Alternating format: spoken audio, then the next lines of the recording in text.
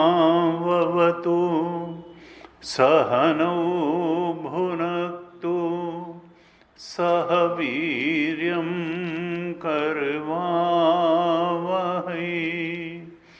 तेजस्विनावधीतमस्तु मा विद्विषावहै।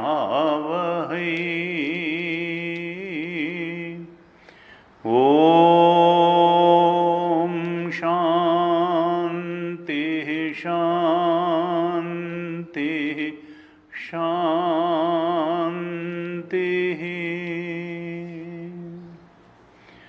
सदाशिवसमारम्भां शङ्कराचार्यमध्यमाम् अस्मदाचार्यपर्यन्तां वन्दे गुरुपरम्पराम्।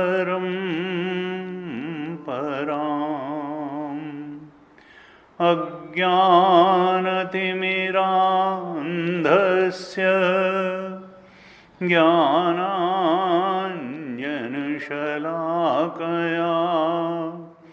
चक्षुरुन्मीलितं येन तस्मै श्री गुरवे नमः। तस्मै श्री गुरवे नमः। सच्चिदानन्दरूपाय विश्वोत्पत्त्यादिहेतवे तापत्रयविनाशाय श्रीकृष्णाय वयं नुमः। यं प्रव्रजन्तमनुपेतमपेतकृत्यं द्वैपायनो विरहकातराजुहाव पुत्रेति तन्मयतया तरवोऽभिनेदुः तं सर्वभूतहृदयं मुनिमानतोऽस्मि।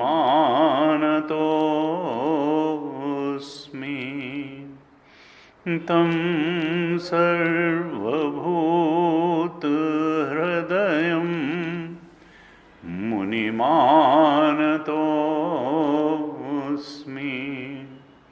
नारायणं नमस्कृत्य नरं चैव नरोत्तमं देवीं सरस्वतीं व्यासं ततो जयमुदीरयेत्। कृष्णाय वासुदेवाय हरये परमात्मने प्रणतक्लेशनाशाय गोविन्दाय नमो नमः। प्रणतक्लेशनाशाय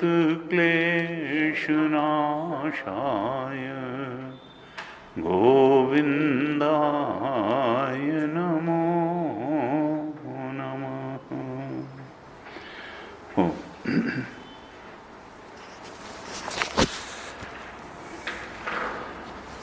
श्रीमद् भागवत महापुराण के तृतीय स्कंध पर हम चर्चा कर रहे थे। इसके 29वें अध्याय पर चर्चा चल रही थी। इसमें कपिल महाराज जो भगवान का ज्ञानावतार है, कपिल अवतार, माता देवहूति को इस 29वें अध्याय में भक्ति योग के बारे में उपदेश कर रहे हैं। कपिल भगवान माता देवहूति को जीव की गतियों के बारे में भी बताने वाले हैं इस अध्याय में, और भक्ति योग का भी उपदेश कर रहे हैं।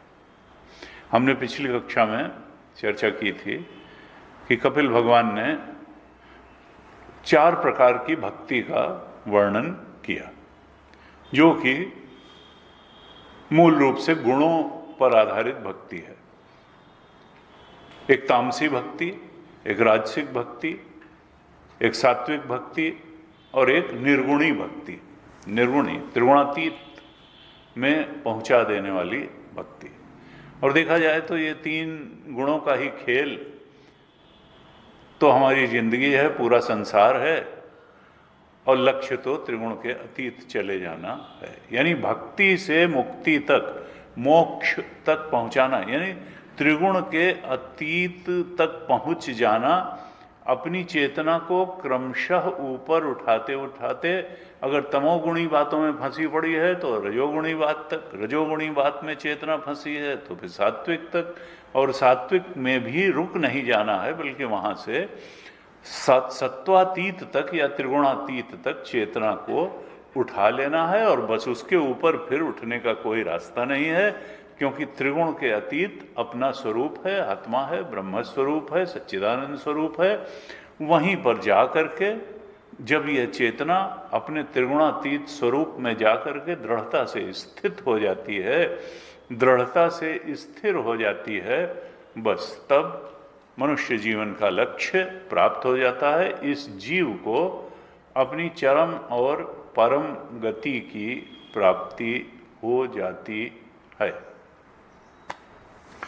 तो 3 प्रकार की ये भक्ति कपिल भगवान ने माता देवहूति को बताई। कहा देखो, तामसी भक्त कौन है? जो ईर्ष्या का भाव किसी के प्रति रखता है, और ईर्ष्या जब बढ़ जाती है तो क्रोध तक पहुंचती है, और क्रोध जब बढ़ जाता है तो हिंसा तक पहुंचता है। कभी वाचिक हिंसा होती है, कभी शारीरिक हिंसा होती है, और दंभिन कहाँ की नीति सुहाई, दंभ होता है कि मैं कुछ हूं, मैं बहुत कुछ हूं, और अगर मेरे बहुत कुछ होने पर कोई प्रश्न चिन्ह लगाता है तो फिर मेरे को क्रोध आएगा और मैं उसके प्रति कटु व्यवहार करूंगा, कटु वाणी, या फिर और गहरी हिंसा भी हो सकती है, शारीरिक हिंसा भी हो सकती है। तो कहा जो हिंसा के आधार पर, कटुता के आधार पर, दंभ के आधार पर मुझसे प्रेम करता है, यानी मेरी भक्ति करता है, क्योंकि भक्ति का जो एसेंस है वो तो प्रेम ही है। भक्ति का जो मदर टिंक्चर है वो तो प्रेम है। और लेकिन वो प्रेम निस्वार्थ है, या प्रेम अपनी किसी कुत्सित कामना की पूर्ति के लिए है, या शुद्ध कामना की पूर्ति के लिए है, कि उच्च कामना की पूर्ति के लिए है, तो इससे फिर प्रेम में अंतर हो जाता है। प्रेम जो है वो तो स्वतंत्र करता है। प्रेम की पहचान क्या है? Caring. If you care somebody then you love somebody. अगर आप किसी का ख्याल रखते हैं तब तो आप उससे प्रेम करते हैं। और प्रेम मुक्ति देता है, प्रेम बंधन में नहीं जकड़ता है। इसलिए आसक्ति और प्रेम में अंतर बहुत ठीक से समझ लेना चाहिए। आजकल दुनिया में आसक्ति को प्रेम कह दिया जाता है। वो प्रेम नहीं है, वो तो जकड़ लेना है, वो तो उसको और कैद में लेने की बात है। प्रेम जो है वो तो मुक्त करता है, प्रेम तो स्वतंत्रता देता है। प्रेम तो जो प्रेमी होता है वो प्रेमास्पद का उत्कर्ष चाहता है, उसकी उन्नति चाहता है, न कि उसको अपने हिसाब से अपने सुख के लिए उसकी जिंदगी ढालना चाहता है। तो कई बार हम क्या करते हैं कि आसक्ति, जकड़ना चाहते हैं, उसको कहते हैं हम बड़ा प्रेम करते हैं। कोई प्रेम नहीं करते हैं। प्रेम को ट्विस्ट करके रखा हुआ है। प्रेम में तो व्यक्ति चाहता है कि इसकी आध्यात्मिक उन्नति हो, इसकी सांसारिक उन्नति हो, और उसके लिए हम पूरा इसका सहयोग करेंगे, केयरिंग होंगे, इसकी मददगार होंगे, हेल्पिंग होंगे, तब तो हम जो है प्रेम कर रहे हैं। और अगर अपने सुख के लिए ही किसी को पकड़ के जकड़ के रखा हुआ है तो फिर प्रेम कहाँ है? वो तो आसक्ति है, कई बार लस्ट है। तो यहां भगवान ने कहा कि जो दंभ के कारण, हिंसा के कारण, किसी से बदला लेने के लिए, किसी के प्रति ईर्ष्या रख करके भगवान की भक्ति करता है तो वो मेरा तामसिक भक्त है। तो सबसे निम्न कोटि का भक्त कौन है? तामस भक्त। और उससे ऊपर है राजस भक्त, जो किसी को नीचा दिखाने के लिए तो नहीं भगवान से मांग कर रहा है भक्ति, बल्कि वो अपनी ही सांसारिक उन्नति के लिए, कभी यश की कामना के लिए, कभी ऐश्वर्य की कामना के लिए, कभी कुछ सांसारिक भोग पदार्थ पाने के लिए भगवान की अगर भक्ति कर रहा है तो वो फिर राजस भक्त है। क्यों? क्योंकि उसकी चेतना अभी राजसिक बातों में ही फंसी पड़ी है कि मनुष्य में अंतर क्या है? सब गाय एक तरह है, सब शेर एक तरह है, सब कुत्ते एक तरह हैं, सब बिल्ली एक तरह, सब मनुष्य एक तरह नहीं है। तो फिर मनुष्य हमने कई बार चर्चा की कि आगे बढ़ा हुआ मनुष्य कौन है और पीछे हटा हुआ मनुष्य कौन है? चेतना का उत्कर्ष किसका कितना है? ये चेतना कहाँ खड़ी है, किन बातों में ये चेतना लिपटी हुई है, उससे मनुष्य का स्तर तय होता है। ये चेतना अगर तमोगुणी बातों में, अकर्मण्यता में ही रस ले रही है तो वो सबसे नीचे स्तर का मनुष्य है। और अगर ये परिवार, पैसा और पद में को पा लेने को ही सबसे बड़ी बात मान रही है, ये पुत्रेषणा, वित्तेषणा, लोकेषणा की पूर्ति को ही सबसे बड़ी बात मान रही है, तो ये चेतना रजोगुणी बातों में फंसी पड़ी है। ये तमोगुणी से तो ऊपर है, लेकिन ये अभी इसको सतोगुण तक उठना है, अभी इसको त्रिगुणातीत तक उठना बाकी है। जब यह चेतन, ये पुत्रेषणा, वित्तेषणा, लोकेषणा, धन, पद, प्रतिष्ठा, परिवार, पद, पैसा, इनसे ऊपर उठ करके ये हमारी चेतना जब स्वाध्याय में रस लेना शुरू करती है, जब ये चेतना सत्संग में रस लेना शुरू करती है, जब ये चेतना निधिध्यासन में, ध्यान में रस लेना शुरू करती है, तब जाकर के ये सात्विक चेतन बनता है। ये चेतना सतोगुण तक उठती है और उसके बाद भी अभी त्रिगुणातीत तक उठना, स्वरूप बोध तक उठना शेष रहता है। जब सत्वातीत, यानी अब किसी, न तो तमोगुण में लिप्त है चेतना न तमोगुणी बातों में लिप्त है, न रजोगुणी बातों में लिप्त है, न सतोगुणी बातों में लिप्त है, वो लिप्त ही नहीं है। वो त्रिगुण से ही उसकी आसक्ति चली गई। त्रिगुण का जो पसारा है, वो चाहे 3 शरीर हो, चाहे संसार हो, यहाँ किसी बात में उसको अपने जीवन की सफलता नहीं दिखाई देती, अपने जीवन का रस नहीं दिखाई देता, अपनी जीवन का समाधान नहीं दिखाई देता। तब फिर वो कहता है, जा ही न चाही कबहू कछु तुम सन सहज सने। आत्मा से सहज स्नेह होता है, परमात्मा से सहज स्नेह होता है, क्योंकि वो तो आनंद स्वरूप है। अब तुम तज और कौन पय जाऊं, कहाँ जाऊं? आत्मानंद छोड़ के कौन सा आनंद लेने जाऊं? क्योंकि मालूम पड़ गया कि ये तो दुख परिणामी आनंद है। ये तो अभी आनंद लग रहा है, बड़ी जल्दी ही ये उससे कई गुना दुख देने वाला है। तो जा ही न चाहे कबहू कछु तुम सन सहज सने, बसहु निरंतर तासुर सो राहुर निज गे। वही अपने परमात्मा स्वरूप के बोध में दृढ़ता से स्थित हो पाता है। तो जो तामस भक्त है उससे ऊपर फिर राजस भक्त है, जो संसार की यश प्रसिद्धि ऐश्वर्य की कामना के लिए मेरी भक्ति करता है, कपिल भगवान ने कहा। और उससे भी ऊपर सात्विक भक्त है। सात्विक भक्त जानता है कि हमको विकार सताते हैं, काम क्रोध लोभ मोह मद मत्सर ईर्ष्या द्वेष वैमनस्य घृणा। इन विकारों को दूर करके अपने हृदय को निर्मल शुद्ध पवित्र बनाने के लिए मन की शुद्धि के प्रयोजन से ही वो भगवान की भक्ति करता है। वो सात्विक भक्त है। उसको कुछ सांसारिक नहीं चाहिए, उसको शुद्ध मन चाहिए, पवित्र मन चाहिए, निर्मल मन चाहिए, शुद्ध बुद्धि चाहिए। वो पूजन करना मेरा कर्तव्य है,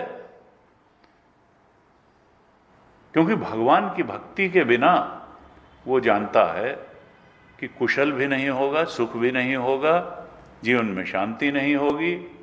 पैसे से पद से प्रतिष्ठा तो आज तक किसी को स्थायी शांति सुख की प्राप्ति हुई नहीं। मन और विकारी बनता चला गया। तो मन को विकार रहित योगिनः कर्म कुर्वन्ति। अब कर्म का मतलब भक्ति कर्म, संगम त्यक्त्वा आत्मशुद्ध है, केवल आत्मशुद्धि के लिए कर्म करता है, भक्ति करता है, सब कर्म करता है, अपने कर्मों के पूजा के पुष्प बना करके सरेंडर करता है, समर्पित करता है भगवान के चरणों में।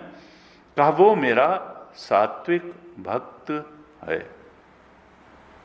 और इसके बाद में बताया था कि त्रिगुणातीत भक्त कौन है। गुणातीत निर्गुणी भक्ति कौन करता है, कि जो कहा मद गुण श्रुति मात्रेण, 29वें अध्याय के 11वें श्लोक में कहा था, मद गुण श्रुति मात्रेण मई सर्व गुहाशये मनोगति अविच्छिन्ना यथा गंगा अंभस अंबुधो। जैसे गंगा जी बिना किसी प्रयास के सहज रूप से समुद्र की ओर दौड़ती रहती हैं, ऐसे ही जिसका मन सहज रूप से परमात्मा की चिंतन में लगा रहता है, उसको जोर नहीं लगाना पड़ता,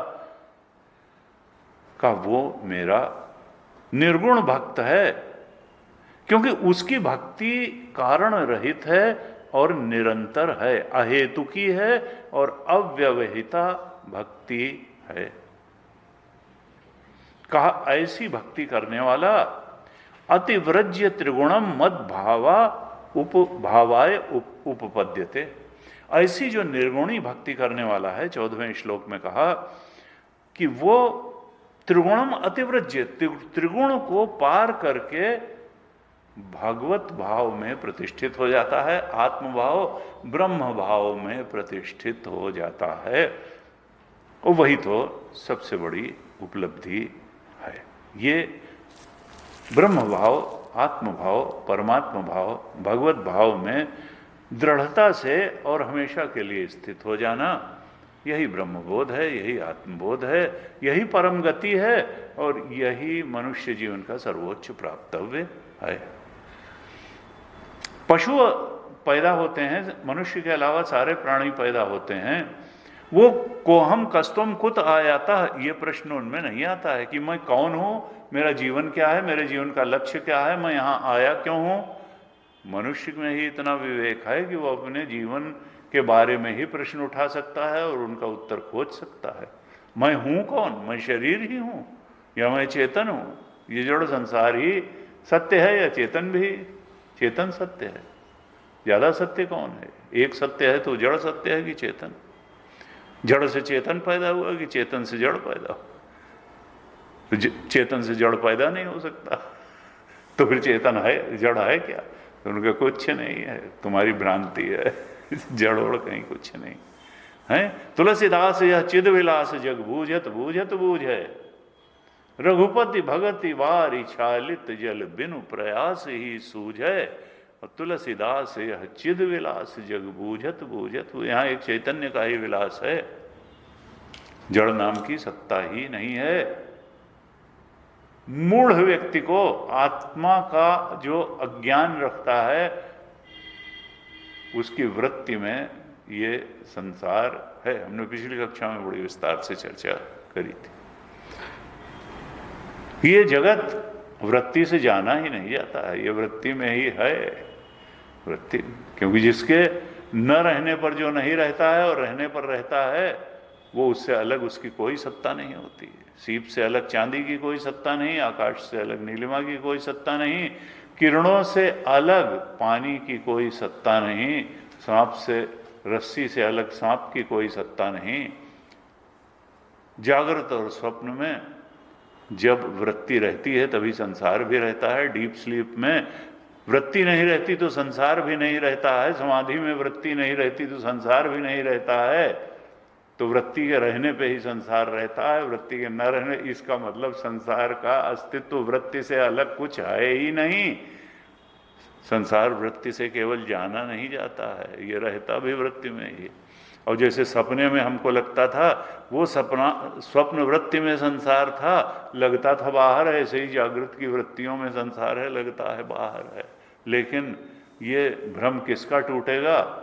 निज भ्रम नहीं समुझे ही अज्ञानी प्रभु।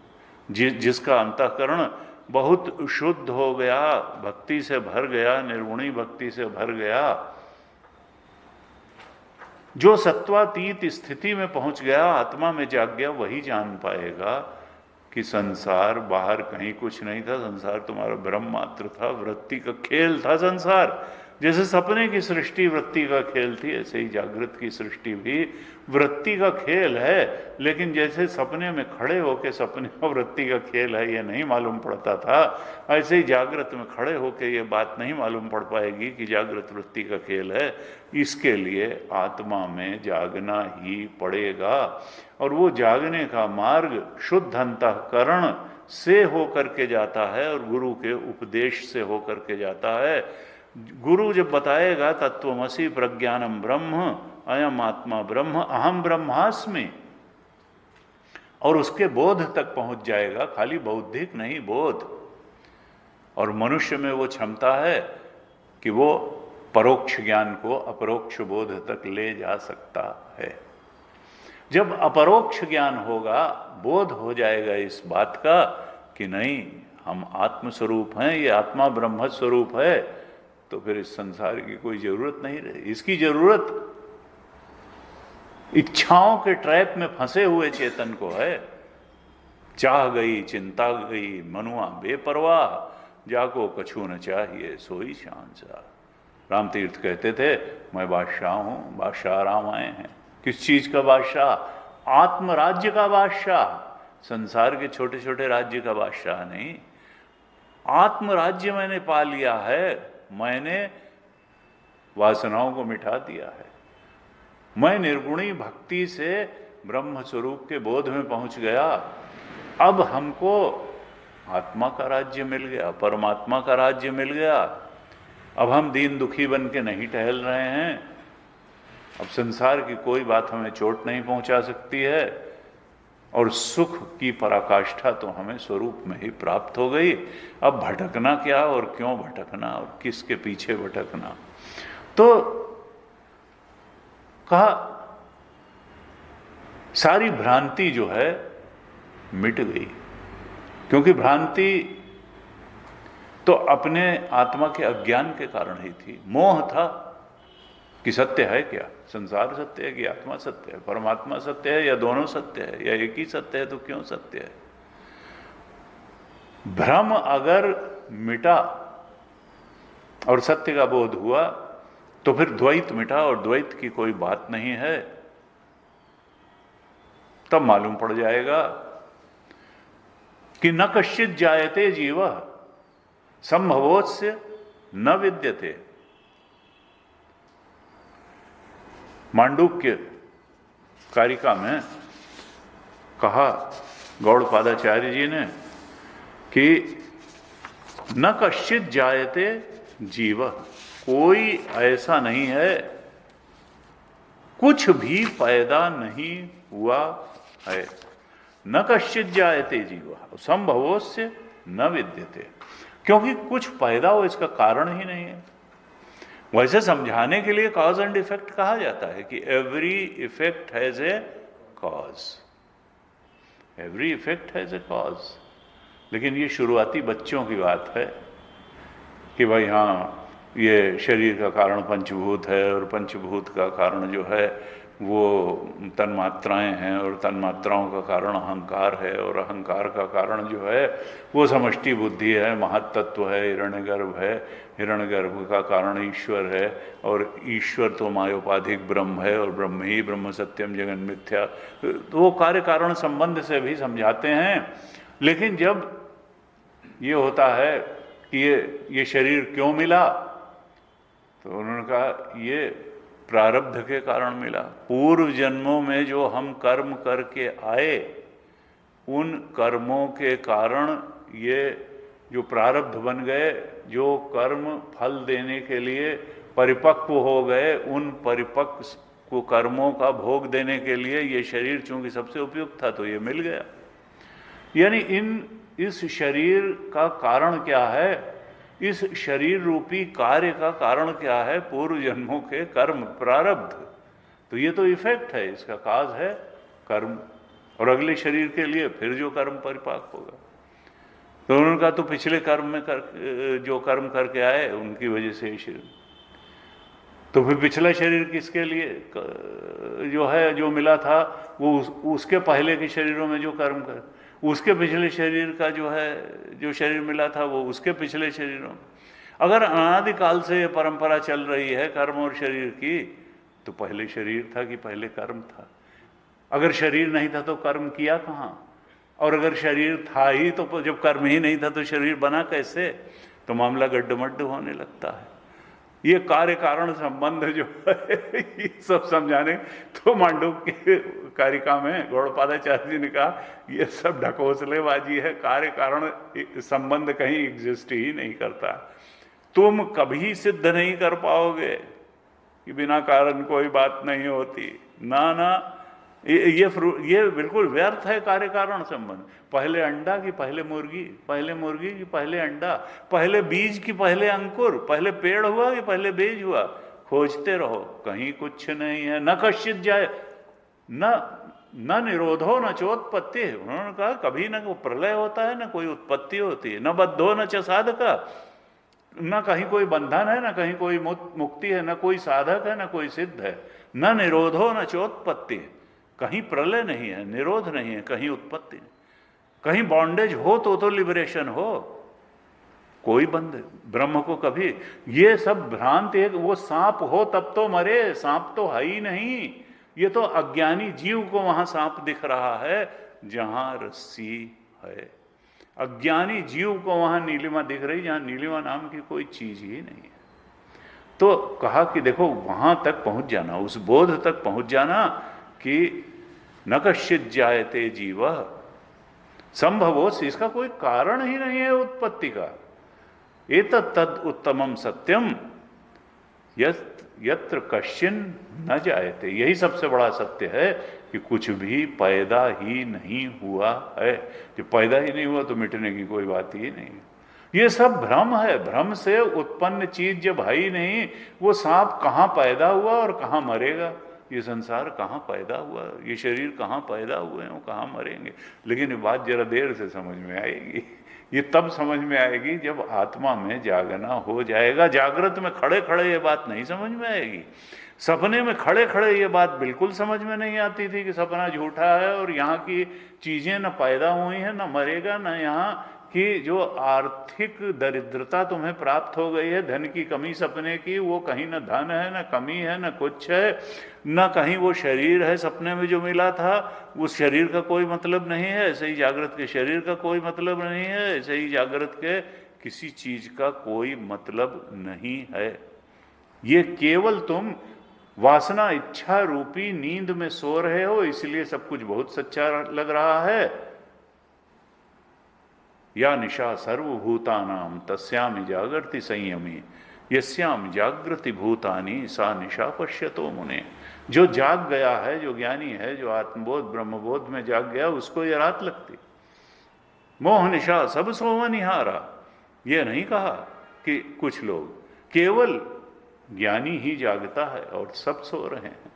काहे में सो रहे हैं? ये मिल जाए। और देखा ही, सो ही नहीं रहे, देखा ही सपन अनेक प्रकार।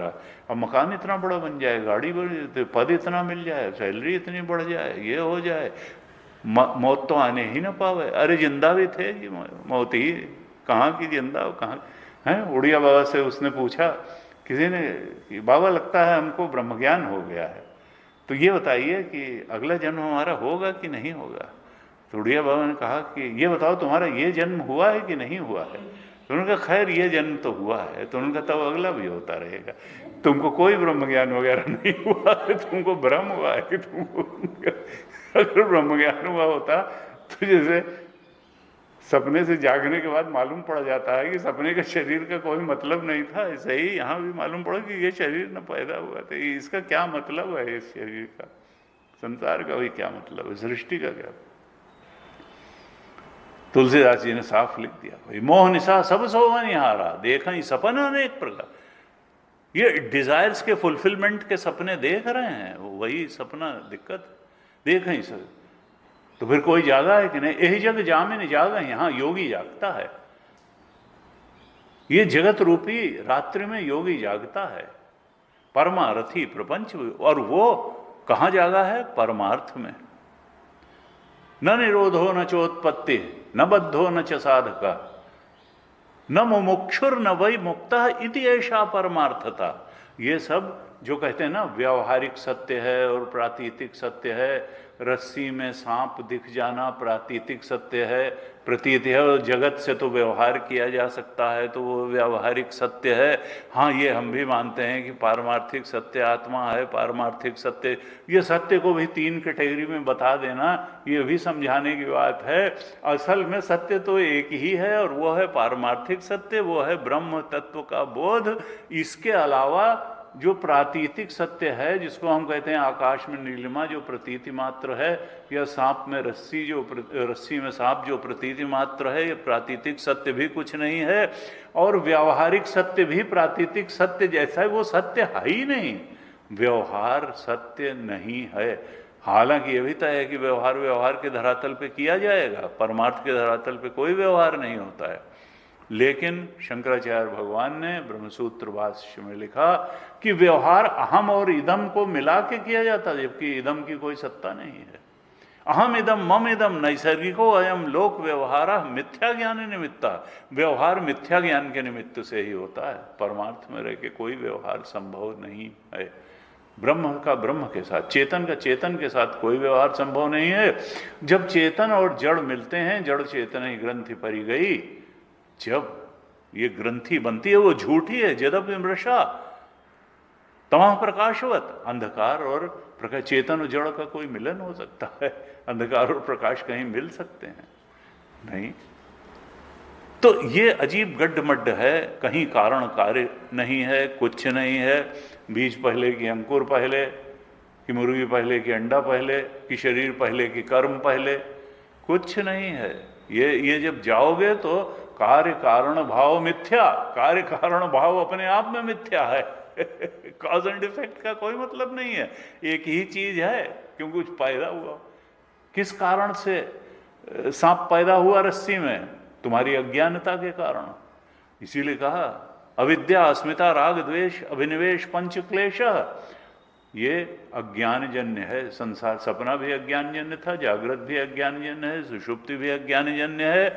अज्ञानजन्य जो वस्तु होती है उसकी कोई सत्ता नहीं होती है, और अज्ञानजन्य वस्तु वहीं होती है जहां अज्ञान होता है।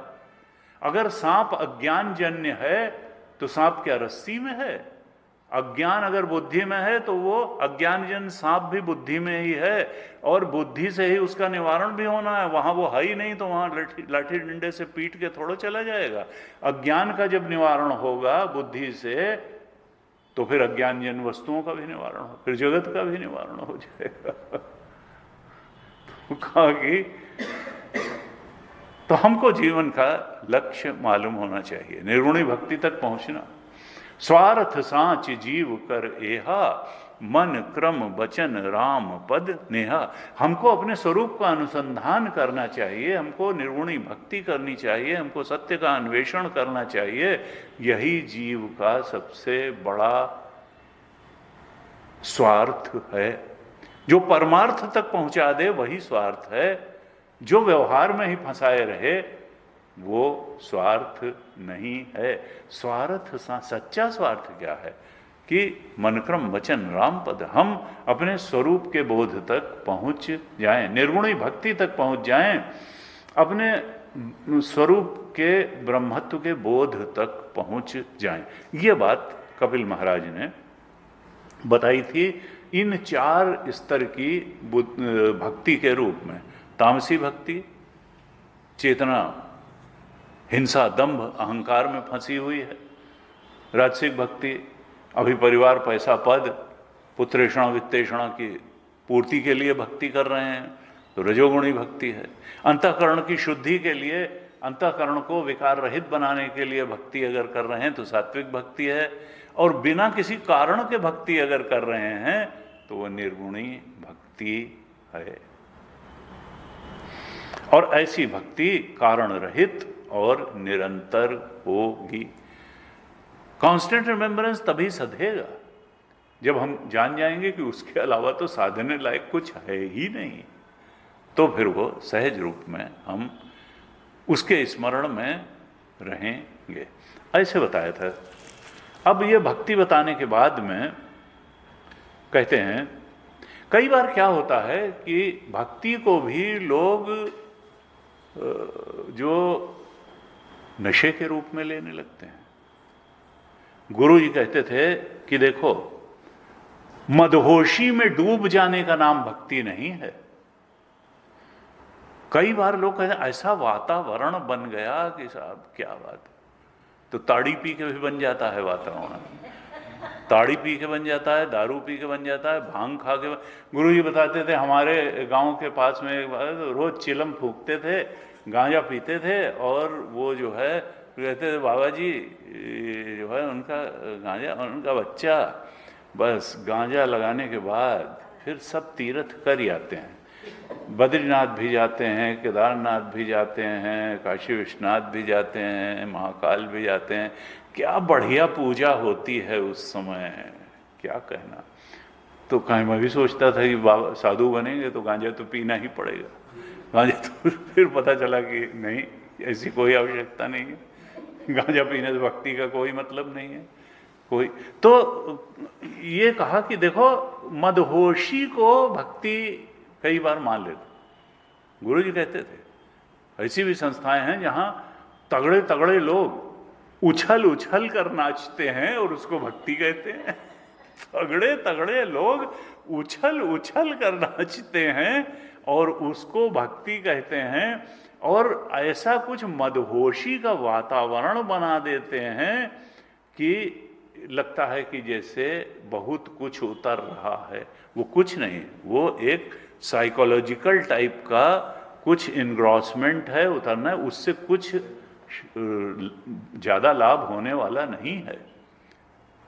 ये जो अच्छा लगना टाइप की चीज है जिसको लोग बहुत बड़ी बात मानते हैं, तो गुरु जी कहते थे साधक को अच्छा लगने से बहुत सावधान रहना चाहिए। क्योंकि अक्सर क्या होता है कि अच्छी लगने वाली चीज न तो शुभ होती हैं और न सच्ची मुक्ति की तरफ बढ़ाने वाली होती हैं। इसलिए अच्छा लगने से नहीं, संसार की बहुत बड़ी बड़ी विचित्र बातें अच्छी लगती हैं इसलिए कि वहां गए और बड़ा अच्छा लगा, ये नहीं। क्योंकि जो चीज असली होगी वो स्थायी होगी, शाश्वत होगी, वो 24 घंटे आपको आनंद की तरफ बढ़ाने वाली होगी, आनंदित करने वाली होगी। तो गुरु जी कहते हैं अच्छी और सुखद लगने वाली चीजों से थोड़ा सावधान होना चाहिए, क्योंकि वो रास्ता मुक्ति का नहीं, कई बार बंधन का ही होता है। इसलिए भक्ति अगर करो तो शास्त्र के आदेशानुसार या तो वैधि भक्ति करो और या प्रेमा भक्ति करो। वैधि भक्ति प्रेमा भक्ति में कन्वर्ट होनी चाहिए। अगर हमारे अंदर प्रेम नहीं आ रहा है तो विधान पंचोपचार पूजन करें, षोडशोपचार पूजन करें। क्रिया जो है भाव को ले आती है, और अगर भाव बन ही गया है तो फिर तो वो बढ़ता चला जाएगा। भाव बड़ा महत्वपूर्ण है। भाव के भूखे हैं भगवान, प्रेम भाव के। तो यहां कहते हैं 3 प्रकार की भक्ति बताने के बाद कपिल भगवान कहते हैं माता देवहूति से कि ये निर्गुणी भक्ति तक पहुंचने का रास्ता क्या है, परम गति तक पहुंचने का रास्ता क्या है, अपने आत्मभाव परमात्म भाव भगवत भाव तक पहुंचने का रास्ता क्या है। तो कहते हैं प्राणियों में मेरी भावना करो। मूर्ति में करो वो भी ठीक है, शुरुआत में मूर्ति में मेरी भावना करके पूजन करो, लेकिन उससे आगे की बात क्या है कि सब प्राणियों में चेतना बनकर के मैं ही बैठा हूं, इसलिए सब प्राणियों में भगवत भाव करो। जगत ईषधि युक्त सेवनम, रमण महर्षि ने, इस जगत की भगवत बुद्धि से तुम पूजनम जपः चिंतनम क्रमा। जगत का पूजन ईश भक्ति, दरिद्र नारायण का पूजन करो। अच्छे काम में किसी लग जाओ, शरीर से लग जाओ, बुद्धि से लग जाओ, धन से लग, जो भी तुम्हारे पास है, लेकिन ये जगत ब्रह्म का ही मैनिफेस्टेशन है, भगवान का ही प्रकट रूप है।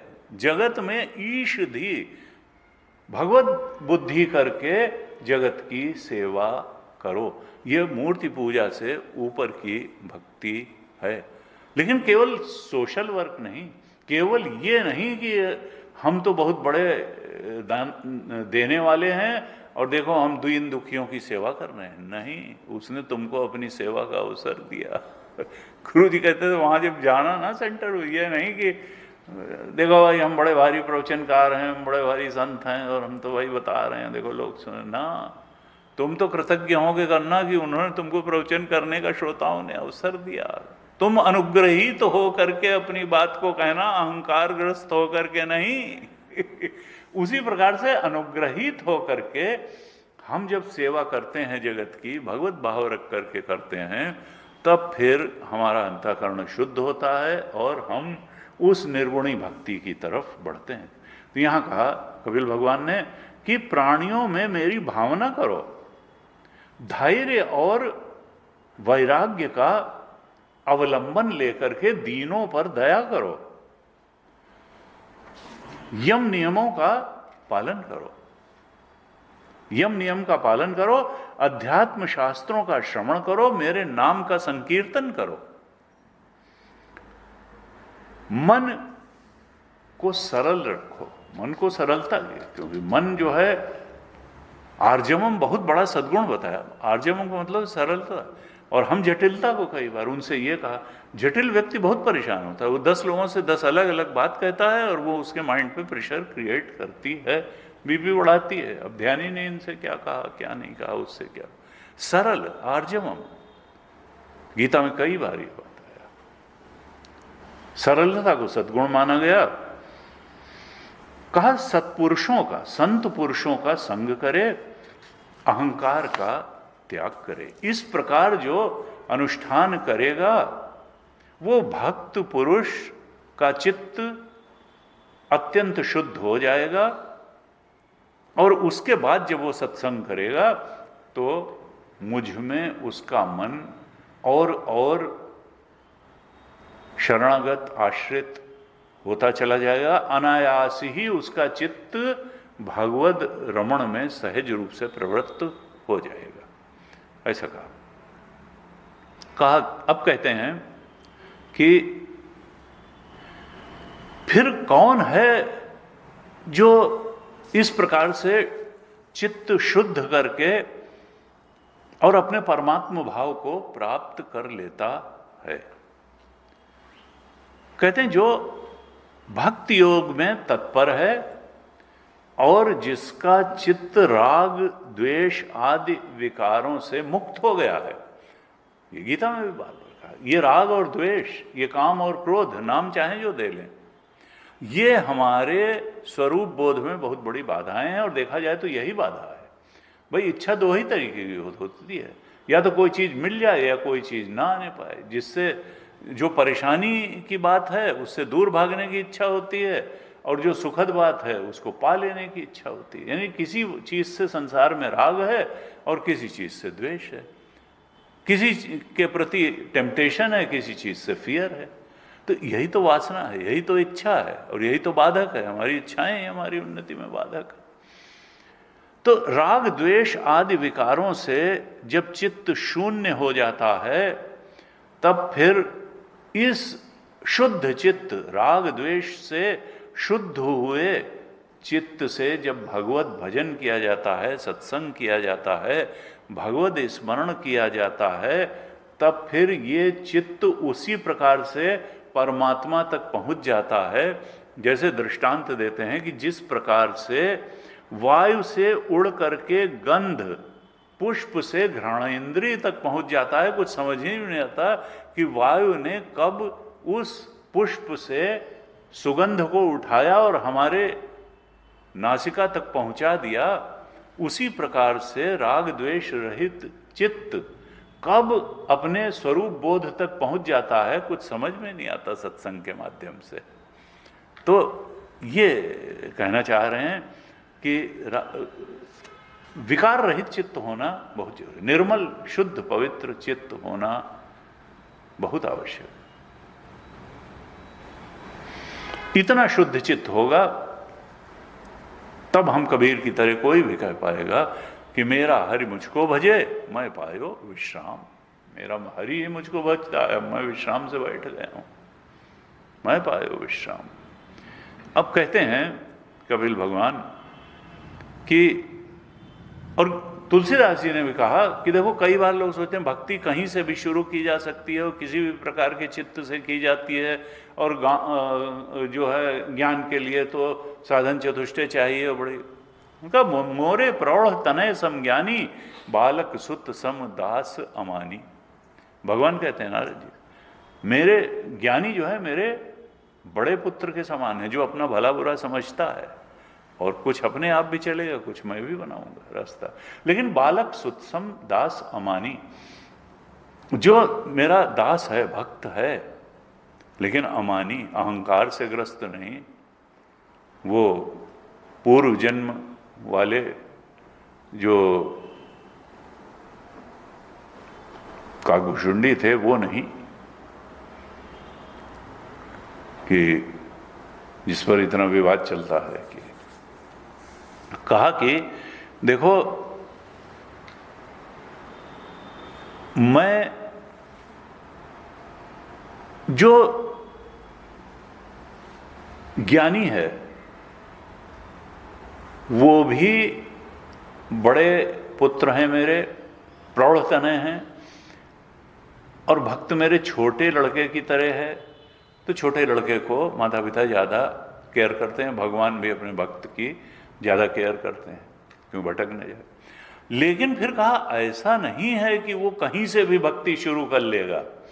कहा दुहुका काम क्रोध रिपुआही, ये नहीं कि तुम संसार में भी रमण करते रहोगे और भगवत रमण भी प्राप्त कर लोगे, रागत द्वेष से भी तुम्हारा चित्त ग्रस्त रहेगा और फिर भगवत भक्ति की भी पराकाष्ठा तुम, ऐसा कुछ नहीं। उन्होंने कहा कि अगर ज्ञानी के लिए राग द्वेष जो है बाधक हैं आध्यात्मिक उन्नति में, तो भक्त की भी आध्यात्मिक उन्नति में काम और क्रोध बाधक हैं। दुहका काम क्रोध रिपुआही, काम और क्रोध दोनों के लिए बाधक हैं। और जब भगवत प्राप्ति होगी, ब्रह्म स्वरूप का बोध होगा, तो ये जाएंगे।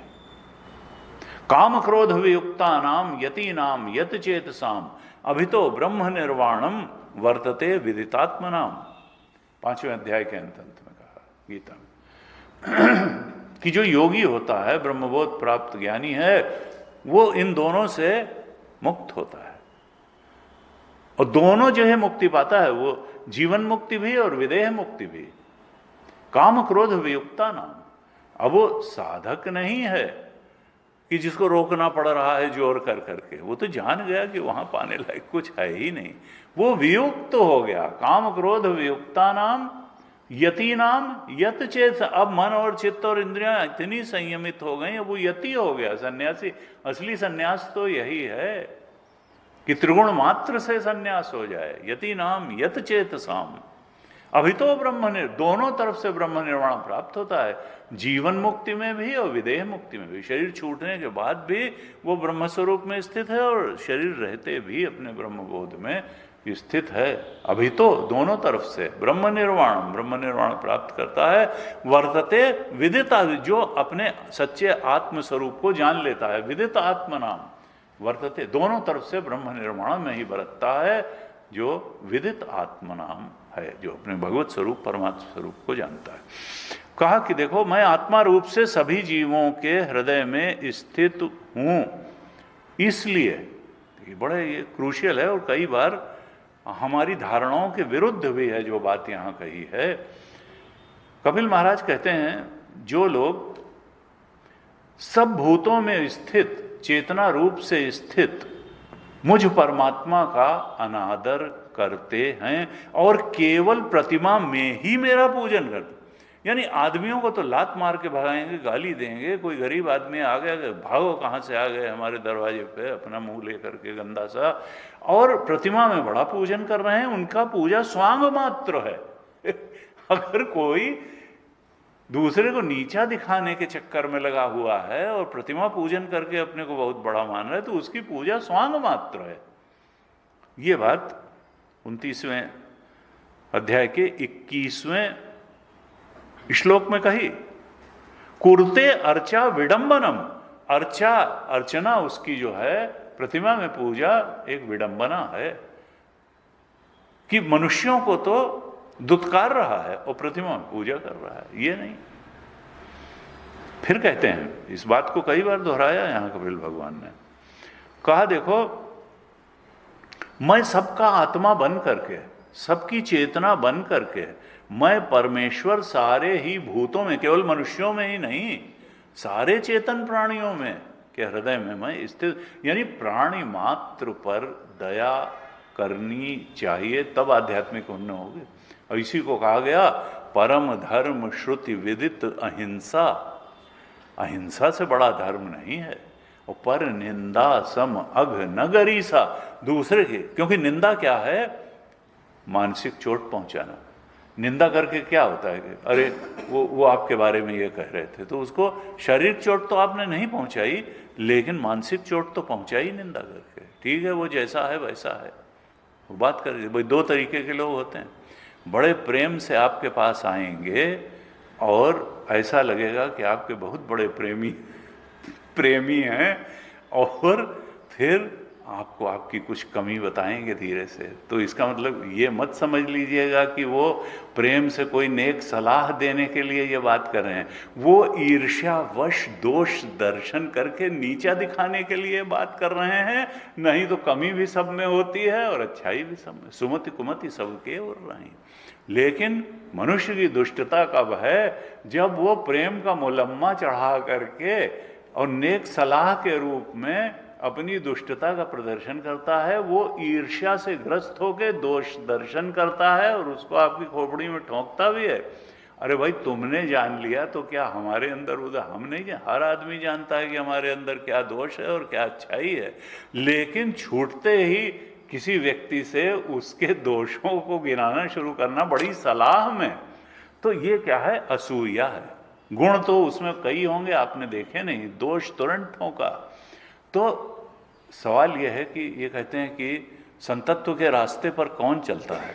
जिसको अपने दोष और दूसरे के गुण दिखाई देना शुरू होते हैं, उसने मानो संतत्व का रास्ता पकड़ लिया। और जिसको अपने गुण और दूसरे के दोष दिखाई देते हैं, वो अभी सांसारिक पतन की ओर बढ़ रहा है और पतित हो जाएगा अभी। इसलिए कहा पर निंदा सम अघ न गरीसा, दूसरे की निंदा से करने के समान कोई पाप नहीं है। यहां पर कपिल भगवान ने कहा कि मैं परमेश्वर रूप में, चेतन रूप में, आत्मा रूप में सब भूतों में स्थित हूं।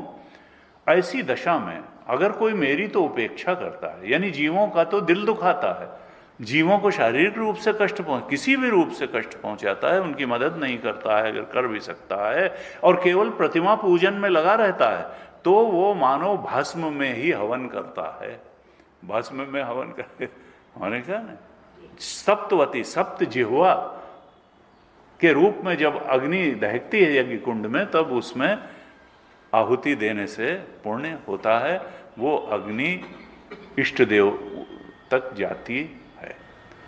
तो खूब बढ़िया ढंग से जलती हुई अग्नि में पंडित लोग इसी कहते हैं कि भाई ये रख दो, घी डाल दो, कपूर डाल दो। तो कहा केवल प्रतिमा पूजन में जो लगा रहता है और मेरी उपेक्षा करता है, वो मानो राख में हवन करता है, भस्म में हवन करता है। फिर कहते हैं 23वें श्लोक में कि जो अभिमानी पुरुष जीवों से तो बैर बांधता है और उनके शरीरों में विद्यमान मुझ चेतन आत्मा से द्वेष करता है, उसके मन को कभी शांति नहीं मिल सकती है। यानी हमको जीवों को सुखी बनाने का प्रयास करना चाहिए, उनकी मदद करने का प्रयास, ये नहीं कि प्रतिमा पूजन तो हमने बहुत किया और जीवों को हमने न कोई मदद की, न सुख पहुंचाने का कोई प्रयास किया। गीता में कहा कि चाहे जो भी हो जाए, कितने भी आप प्रतिमा अर्चन कर रहे हैं या कुछ भी कर रहे हैं, लेकिन 3 बातें नहीं भूलनी चाहिए कि यज्ञ दान तपः कर्म पावनानि मनीषिणाम। अत्यंत बुद्धिमान मनीषी शास्त्रज्ञ को भी ये 3 बातें उसके अंतःकरण को शुद्ध बनाने वाली होती हैं। मनीषियों को भी यज्ञ, दान और तप रूपी कर्म। यज्ञ कर्म तो हम जानते हैं कि जो कर्म भगवान की प्रसन्नता के लिए किए जाते हैं, विष्णु भगवान को प्रसन्न। 3 अध्याय के 9वें श्लोक में कहा था यज्ञार्थात कर्मणोन्यत्र लोकोयम कर्म बंधना। अगर हम केवल इच्छा पूर्ति कर्म करेंगे तो और कर्म का बंधन जकड़ लेगा, और भगवान की प्रसन्नता के लिए कर्म करेंगे तो अंतःकरण निर्मल शुद्ध पवित्र होता चला जाएगा। इसलिए कर्म करने का तरीका क्या है कि भगवान की प्रसन्नता के लिए कर्म करें। यज्ञ उसी को कहा गया यज्ञ कर्म, यज्ञ दान, और दान करें। और दान का मतलब यह नहीं खाली पैसे का ही दान, किसी को शरीर से मदद कर दें। कोई बच्चा ट्यूशन नहीं, हम कोई जानते हैं तो गणित पढ़ा दें या कुछ भी कर दें, किसी तरह से शारीरिक मदद किसी का कर दें। यज्ञ दान, कुछ भी दान करें जो हमारे पास हमारी आवश्यकता से अधिक है, उसका दान करें। तपः, तप करें। और महाभारत में कहा, कई बार कि सबसे बड़ा तप क्या है? मनसस्य इंद्रियाणाम एकाग्रम परमम तपः। हम अपनी मन और इंद्रियों को भगवत स्मरण में लगाएं, सत्संग में लगाएं, स्वाध्याय में लगाएं, ध्यान में लगाएं, तो ये सबसे बड़ा तप है। मन और इंद्रियों को सतोगुणी बातों में एकाग्र कर देना, ये बहुत बड़ा तप है। और त्रिगुणातीत परमात्मा में एकाग्र करना।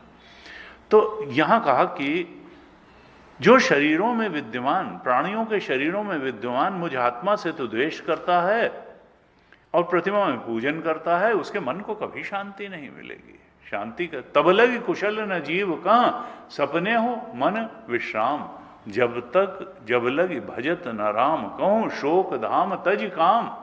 जब तक कामनाएं काम का मतलब ये नहीं दफ्तर जाना छोड़ना, ना, कामनाएं छोड़ करके ईश्वर परायण जीवन जब तक नहीं जिएगा और भगवान के स्मरण में, तब लगी कुशल नहीं, तब तक मन को शांति नहीं मिलेगी, कुशलता नहीं होगी।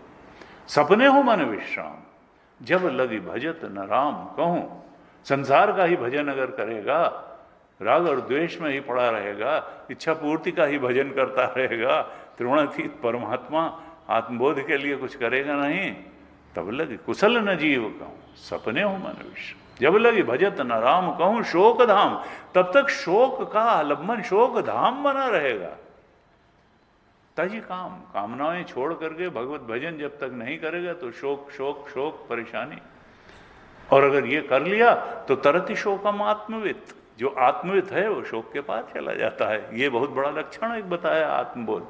लोग कहते हैं भाई कैसे जाना कि इनको ये बोध प्राप्त संत हैं, तो आनंदम ब्रह्मणो विद्वान न विभेति कुतश्चन, तैत्तिरीय उपनिषद। जो आनंद ब्रह्म को प्राप्त कर लेता है उसके जीवन से भय विदा हो जाता है। मरने का भय, बुढ़ापे का भय, रोग का भय, किसी द्वारा प्रताड़ित किए जाने का भय, आर्थिक विपन्न, सब प्रकार का भय खत्म।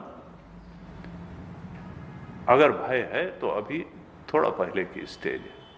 आनंदम ब्रह्मणो, जब आनंद ब्रह्म में दृढ़ता से स्थिति हो जाती है तो न विभेति कुतश्चन, किसी प्रकार का भय नहीं रह जाता है। और तरति शोकम आत्मवित, शोक के पार चला जाता है। कहते हैं उसको शांति नहीं मिल सकती है अगर शरीरों में विद्यमान मुझ आत्मा से द्वेष करता है, जीवों से बैर बांधता है, अभिमानी है, भेददर्शी है, तो फिर शांति नहीं होगी मन में। कहते हैं मनुष्य को चाहिए कि तब तक वो प्रतिमा में मेरा पूजन करता रहे, तब तक प्रतिमा आदि में मेरा पूजन करता रहे, जब तक उसे हृदय में और संपूर्ण प्राणियों में स्थित परमात्मा का अनुभव न हो जाए। जब अपने हृदय में भी परमात्मा चेतन के रूप में बैठा है यह अनुभव हो जाए, और सबके हृदय में वही परमात्मा चेतन सर्वभूतस्थमात्मानं सर्वभूतानि चात्मनि ईक्षते योग युक्तात्मा सर्वत्र समदर्शन, गीता जी के 6 अध्याय में। तो जब अपने हृदय में भी चेतना के रूप में परमात्मा ही बैठा है, औरों के हृदय में भी चेतना बन के परमात्मा बैठा है, यह बोध जब तक न हो जाए तब तक उसको प्रतिमा में पूजन करते रहना चाहिए। जब सब प्राणियों में स्थित परमात्मा का अनुभव हो जाए तब फिर वो सीधे सीधे भगवान का स्मरण कर सकता है बिना प्रतिमा का आलंबन लिए भी। कहते हैं फिर 26वें श्लोक में कहते हैं कि जो व्यक्ति आत्मा और परमात्मा के बीच में थोड़ा सा भी अंतर करता है उसके लिए मैं मृत्यु रूप से महान भय उपस्थित करता हूं। यानी जो आपका आत्मा है वही परमात्मा, परमात्मा आपसे अलग कुछ नहीं है। एक संत कहते थे कि अगर परमात्मा तुमको छोड़ करके परमात्मा होगा तो फिर उतना कम हो जाएगा, परमात्मा तो सब कुछ है। यानी परमात्मा minus you is equal to a lesser परमात्मा, वो तो छोटा हो जाएगा। इसलिए परमात्मा तुम्हारा त्याग कर ही नहीं सकता है। अगर उसको परमात्मा होना है तुम्हारा त्याग, हम भले परमात्मा का त्याग करें, परमात्मा परमात्मा ही नहीं रह जाएगा अगर वो तुम्हारा त्याग करके परमात्मा बनने की कोशिश करेगा। परमात्मा तो जीवात्मा का त्याग नहीं, जीव भले परमात्मा का त्याग करे। तो कहा कि ये आत्मा ही परमात्मा है और कोई बढ़ा के भी नहीं, ये जैसा है वैसा ही, खाली वो छुप गया है वासनाओं के पर्दे में। ये अभी और यही चेतन जो है, जो मैं करके स्फुरित हो रहा है, यही चेतन परमात्म चेतन है, जिसको हम वासनाओं के, इच्छाओं के कैद में आने के कारण जीव चेतन के रूप में अनुभव कर रहे हैं। असल में वो जो तो ब्रह्म चेतन ही है, आत्मा परमात्मा ही है। और जो इसमें अंतर करता है, अंतर क्यों करता है? क्योंकि संसार से लगाव है, इच्छाओं से लगाव है, राग है, द्वेष है, इसके कारण वो इस आत्मा को परमात्मा स्वीकार करने को तैयार नहीं है, क्योंकि फिर गड़बड़ हो जाएगी। कहा जो आत्मा परमात्मा के बीच में थोड़ा भी अंतर करता है उस भेददर्शी को मैं मृत्यु रूप से महान भय उपस्थित करता हूं, ये कपिल महाराज ने कहा। फिर कहते हैं इसलिए क्या करना चाहिए कि संपूर्ण प्राणियों में स्थित मुझ परमात्मा का समदृष्टि के द्वारा दान मान और मित्रता का व्यवहार करते हुए पूजन करना चाहिए। यानी सबको भगवत स्वरूप मान करके सबके प्रति आदर बुद्धि रखना, सबका पूजन करना। और हम फिर कहें भाई ये बोध के धरातल से है समदर्शन। विद्या विनय संपन्ने ब्राह्मणे गविहस्तिनी शुनि चैव स्वपाके च पंडिता समदर्शिना। विद्या विनय संपन्न जो ब्राह्मण है, ब्रह्म विरमण करने वाला है, बोध प्राप्त संत है, गाय है, कुत्ता है, हाथी है, चांडाल है, कुत्ता भोजी, शुनि चैव स्वपाके च पंडिता। पंडित तो सब में आत्म तत्व देखता है, चेतन तो वही है, लेकिन संवर्तन नहीं। गुरु को अलग प्रकार से प्रणाम, पिता के साथ अलग व्यवहार, मां के साथ अलग व्यवहार, पत्नी के साथ अलग, समवर्तन नहीं। वर्तन तो उपाधि के अनुसार, उपाधि द्वारा होता है, लेकिन उपाधि के अनुसार और उपाधि द्वारा वर्तन करते हुए भी ये जानता है वो कि जो चेतन है वो तो वही है, चेतन में कोई भेद नहीं है। जो हमारा आत्मा वो इनका आत्मा, और आत्मा में कोई टुकड़े नहीं हैं। इसलिए वो सबके प्रति प्रेम का दान करता है, मित्रता का व्यवहार करता है, सबको आदर करता है। विष्णु सहस्त्रनाम में भगवान का एक गुण बताया, सब ही मान, और संत का भी गुण तुलसीदास जी ने कहा, सब ही मान प्रद आप अमानी। सबको मान देता है और खुद किसी से सम्मान की इच्छा नहीं रखता है। सब ही मान प्रद आप अमानी। अमानी, विष्णु सहस्त्रनाम में कहा अमानी मान दो नित्यम। खुद तो अमानी है और सबको मान देता है, नित्य मान देता है। इस प्रकार से कहा। अब कहते हैं 33वें श्लोक में, बड़ा सुंदर श्लोक है, कपिल महाराज कहते हैं, तस्मान मयि अर्पित अशेष क्रियार्थात्मा निरंतरः मयि अर्पित आत्मनः पुंसः मयि संन्यस्त कर्मणः न पश्यामि परम भूतम अकर्तुः समदर्शनात्। कपिल भगवान कहते हैं 33वें श्लोक में 29वें अध्याय के, कि जो मुझे अर्पित कर देते हैं अशेष क्रिया, अर्थ और आत्मा। अशेष क्रिया का मतलब संपूर्ण कर्म मुझे अर्पित कर देते हैं, अर्थ माने कर्मों के फल भी मुझे अर्पित कर देते हैं, और आत्मा का मतलब अपने शरीर भी मुझे अर्पित कर देते हैं। शरीर भी अर्पित कर देते हैं, कर्म भी अर्पित कर देते हैं, कर्मों के फल भी मुझे अर्पित कर देते हैं, और निरंतरः सारे ही मयि अर्पित आत्मनः पुंसः, अपने चित्त का समर्पण मेरे चरणों में कर देते हैं, मुझ में अपने चित्त को लगाए रखते हैं। मयि संन्यस्त कर्मणा, कर्मों को मुझे अर्पण कर देते हैं, मेरे लिए वो सब कुछ का त्याग करने को तैयार रहते हैं।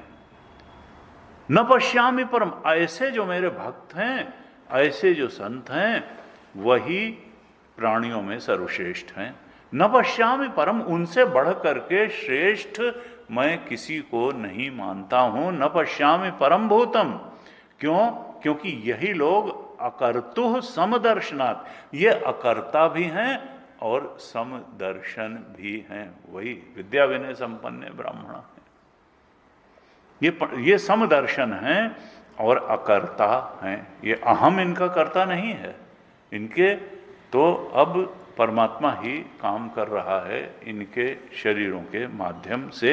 यही आत्मबोध प्राप्त संत हैं, ये अकर्ता हैं और समदर्शी हैं, क्योंकि शरीरों को, कर्ता भाव को, भोक्ता भाव को, सारे कर्मों को और उनके फलों को इन्होंने मुझे ही समर्पित कर दिया है। कहते हैं कि ये मान करके, फिर इस बात को बार बार इस चैप्टर में कहा है कपिल भगवान ने, कि इसलिए जब हम अन्य प्राणियों से व्यवहार करें तो ये मान लें कि सारे ही प्राणियों में जीव रूप से परमात्मा ही अपने अंश रूप में विद्यमान हैं। अंश से साक्षात भगवान ही जीव रूप से सब में अनुगत हैं, ऐसे जान करके, मान करके, पहचान करके सबके प्रति आदर बुद्धि रख करके व्यवहार करें। अब कहते हैं यहां, अब अष्टांग, देखिए ज्ञान योग भी बता दिया, अष्टांग योग भी बता दिया, भक्ति योग भी बता दिया। अब कहते हैं कि माता, मैंने भक्ति योग भी आपको बता दिया, अष्टांग योग भी बता दिया, इनमें से किसी एक का भी साधन अगर जीव कर ले तो वो परम पुरुष परमात्मा को प्राप्त कर सकता है। कहते हैं भगवान जो हैं, उनको भगवान कहें, परमात्मा कहें, परब्रह्म कहें, उनका प्रभाव अद्भुत है, अद्भुत प्रभाव संपन्न है परमात्मा। और उन्हीं का एक नाम है काल। काल, ये काल जो हैं यही अदृष्ट भी हैं। कहते हैं ना कि भाई कर्म जो है वो तो करके खत्म हो जाए, हम भी भूल जाते हैं, सब लोग भूल जाते हैं, तो ये रहता कहाँ है? तो कहते हैं अदृष्ट रूप में रहता है, अदृष्ट रूप में रहता है। और ये अदृष्ट फल दिए बिना नष्ट नहीं होता, चाहे 3 जन्म बाद दे। ये अदृष्ट जो है बनता है, जीव के कर्मों का अदृष्ट बन जाता है। और जब ये फल देने का समय आता है तो ढूंढ लेता है, जिस योनि में होगा वो जीव, वहीं जा करके उसको पॉजिटिव या नेगेटिव परिस्थिति के रूप में, सुखद या दुखद परिस्थिति के रूप में ये फल देगा और उसको भोग करना पड़ेगा। कितना बड़ा बदमाश हो, वो मना नहीं कर सकता है कि हम नहीं लेंगे, लेना ही पड़ेगा। कर्म प्रधान विश्व रचि राखा, जो जिस करे सो तस फल चाखा, तदपि करहि सम विषम विहारा, भगत अभगत। लेकिन काहू न को सुख दुख कर दाता, निज कृत कर्म भोग सब भ्राता। कर्म ही सबको भोग दे रहे हैं। कर्म यज्ञार्थात कर्म कर लें तो अच्छा सब कुछ होता चलेगा, मुक्ति की तरफ भी बढ़ जाएंगे, सब बढ़िया बढ़िया हो जाएगा, भगवान भेज देंगे। किसी ने कहा, भाई नीम करोड़ी महाराज कहते थे कि जब अचानक आपके जीवन में किसी संत का प्रवेश हो जाए तो आप समझ लीजिए परमात्मा की कृपा आपको मिल गई है। जब परमात्मा कृपा करते हैं तो जीवन में किसी अच्छे सच्चे संत को भेज देते हैं। और दूसरा लक्षण बताया कि आपका अपना ही हृदय आपको टोकना शुरू कर देता है कि ये काम गलत है, मत करो इसको। आपको क्रोध आएगा, इसको तो बहुत ही ऐसी गाली दें कि याद करे ये, और आपके ही अंदर बैठा परमात्मा आपको टोकेगा, क्रोध करना अच्छी बात नहीं है। तो समझ लिए भगवान की कृपा हो गई आपके ऊपर।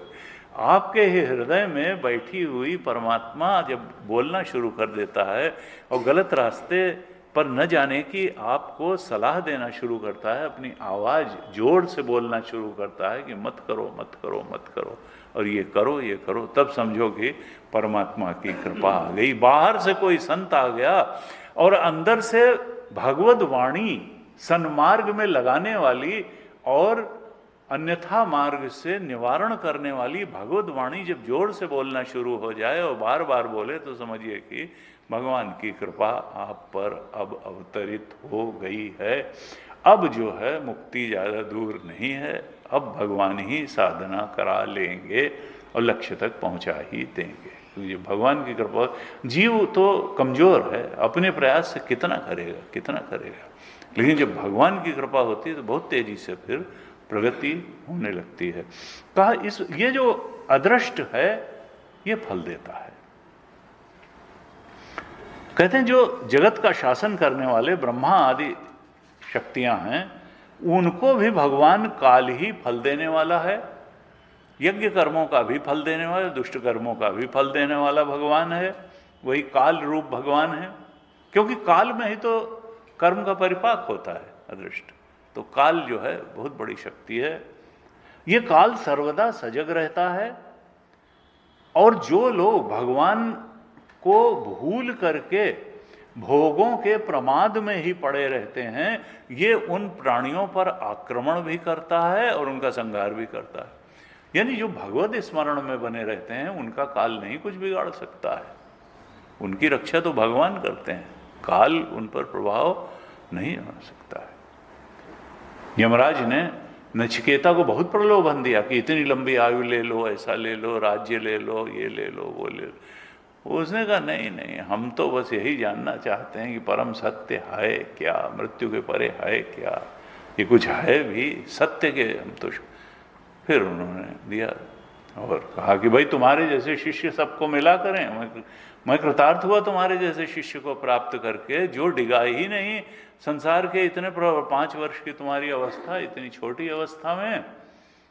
और उसने कहा कि ये लंबी आयु और ये सब क्या कह रहे हैं, जब मैं आपके पास, आप तो यमराज हैं, आप ही तो मृत्यु के देवता हैं, तो लंबी आयु तो मुझे वैसे ही मिल जाएगी, अब उसके लिए अलग से वरदान जो है वेस्ट करने की क्या जरूरत है। आपने कहा है 3 वरदान मांग लो, तो जो है तो ये चीज़ है, जो भगवान जो आयु है तो मिल ही जाएगी। कहते हैं ये काल जो है, इसी के भय से वायु चलता है, इसी के भय से सूर्य तपता है, इसी के भय से इंद्र वर्षा करते हैं और इसी के भय से तारे चमकते हैं। ये उपनिषद में भी ये मंत्र आया तस्मात्। तो इस प्रकार से ये 29वें अध्याय में ये भक्ति मार्ग का वर्णन किया। इसके पहले अष्टांग योग का किया था, फिर ज्ञान योग का भी किया था। अब 30वें अध्याय में जो आसक्त हैं, भोगासक्त हैं, देहासक्त हैं, इंद्रियासक्त हैं, ऐसे आसक्त लोगों की गति, अधोगति क्या होती है, उसका वर्णन अब करने वाले हैं कपिल भगवान। और बस अब 30, 31, 32, 33 4 बचे हैं, तो इन पर हम अगली कक्षाओं में चर्चा करेंगे। आज यहीं तक।